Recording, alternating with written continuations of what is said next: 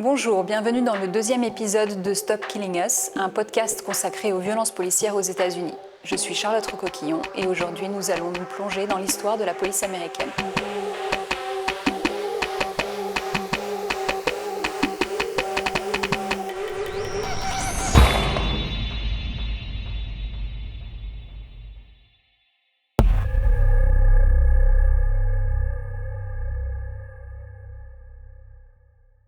Dans le premier épisode, nous avions établi que les violences policières existent bel et bien aux États-Unis. Et si cette question a reçu une attention spectaculaire du grand public ces dernières années, c'est pourtant un problème qui existe depuis bien longtemps. Dans cet épisode, nous allons revenir sur l'histoire de la police et des violences policières. Pour comprendre ce qu'est la police aujourd'hui, il nous faut revenir sur son histoire et plus généralement l'histoire américaine, notamment celle de l'esclavage. En effet, au départ, la police évolue selon des trajectoires différentes dans les États esclavagistes du sud des États-Unis et les grandes villes du nord. Ces proto-polices partagent tout de même un point commun.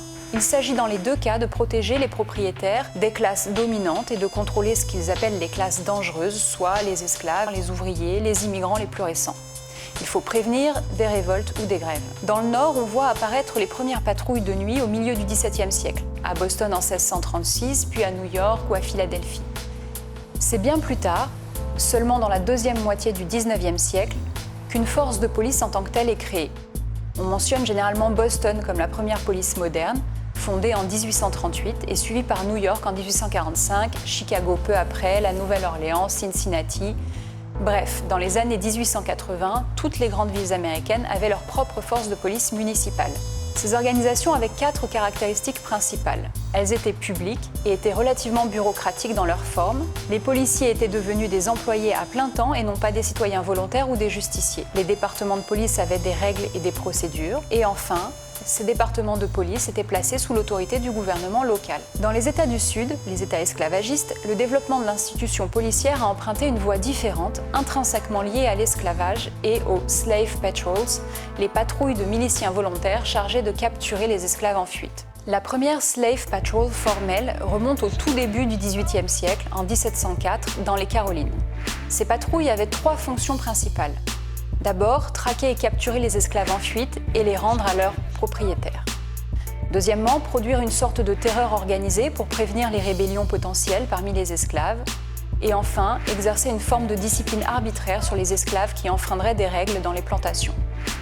Ce sont ces formes de patrouilles qui ont ensuite, après la guerre civile, évolué en police moderne, cette fois chargée de contrôler les anciens esclaves qui étaient désormais employés dans l'agriculture et en particulier de protéger et défendre les lois ségrégationnistes Jim Crow qui maintenaient les Noirs dans un statut social inférieur. La police pouvait alors s'appuyer sur les codes noirs qui ont vu le jour à partir de 1865 et c'est aussi à ce moment que le 13e amendement, adopté juste un an avant en 1864, est détourné.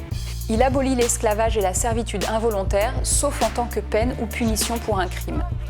L'historien Khalil Gibran Muhammad a montré comment les institutions dominantes blanches se sont appuyées sur cet amendement pour criminaliser la population noire et que la police a été un outil précieux. On voit donc comment, dès le départ, au nord comme au sud, la jeunesse de la police est bâtie sur le contrôle et l'assujettissement des Américains noirs. Mais les violences policières ont aussi souvent été le déclencheur de révoltes. Le traitement infligé à la communauté noire par la police a, on l'a dit, été violent et brutal depuis le début. Ce n'est donc pas surprenant que des incidents, c'est-à-dire des confrontations violentes, des brutalités, des arrestations arbitraires et injustes, aient provoqué des révoltes et des soulèvements à de nombreuses reprises. On peut citer Houston en 1917 par exemple. Après la Première Guerre mondiale, des émeutes raciales éclatent dans des dizaines de villes et donnent ce qu'on a appelé le Red Summer en 1919. Dans la plupart de ces émeutes, la police a soit ignoré les attaques violentes dont les Noirs étaient victimes par des bandes de Blancs, soit réprimé les Noirs. C'est le cas à Chicago par exemple, où le 27 juillet 1919, Eugene Williams, un adolescent africain-américain, est lapidé sur une plage par un homme blanc parce qu'il s'était baigné dans la zone réservée aux baigneurs blancs, au bord du lac Michigan. Des baigneurs noirs avaient pourtant averti un policier, mais celui-ci refuse d'interpeller l'agresseur. Les protestations qui vont avoir lieu à Chicago pendant 13 jours vont donner lieu à 38 morts et 537 blessés. Les émeutes qui agitent Chicago pendant l'été 1919, pendant 13 jours, donneront lieu à 38 morts et 537 blessés. Durant ces émeutes, des Blancs incendient nombre de maisons d'Africains-Américains et font des milliers de sans-abri. En réponse à ces interventions policières brutales et injustes, les Noirs ont commencé à structurer des organisations de défense des droits civiques, soit en déployant et développant celles déjà existantes, soit en créant de nouvelles. D'autres émeutes ont été déclenchées par des violences policières, comme à Harlem en 1935, mais la seconde grande vague de protestations raciales a lieu au moment de la Grande Dépression et de la Seconde Guerre mondiale.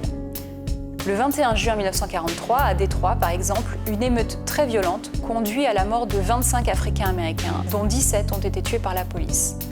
En août la même année, à Harlem, une révolte a eu lieu après qu'un policier blanc a tué un soldat noir en permission. D'autres mouvements sociaux réclamant une égalité de traitement dans l'emploi, dans l'espace public et dans toutes les sphères de la société se poursuivent et débouchent sur la troisième grande vague de protestations, celle des années 1960. Entre 1963 et 1968, des dizaines de révoltes ont éclaté dans les villes américaines pendant le mouvement des droits civiques. À Birmingham en 1963, à Philadelphie, Harlem ou Rochester en 1964, à Watts en 65, Chicago ou San Francisco en 66, ou Newark et Détroit en 67.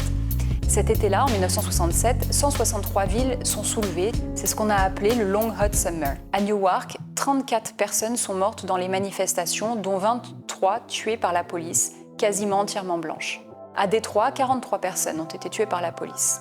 En 1963, lors de son discours le plus célèbre, I Have a Dream, Martin Luther King l'affirme « Nous ne serons jamais satisfaits tant que les Noirs seront victimes des horreurs indicibles de la brutalité policière ». Pourtant, le mouvement des droits civiques était non violent. En 1968, après l'assassinat de Martin Luther King, une centaine de villes ont connu des mouvements sociaux. En 1966, c'est une autre confrontation avec la police qui a conduit à la formation du Parti des Black Panthers, un parti politique révolutionnaire qui a ouvert l'ère du Black Power. D'ailleurs, la revendication de mettre fin aux violences policières faisait partie de leur célèbre programme en 10 points, et la stratégie d'autodéfense armée qui les a rendus si célèbres était une réponse directe aux violences policières et à l'impunité de la police. Les Black Panthers avaient en effet décidé d'utiliser le second amendement, qui leur donne le droit de porter une arme, pour assurer leur autodéfense. Moins connus, ils transportaient également un code pénal pour manifester leur connaissance de leurs droits.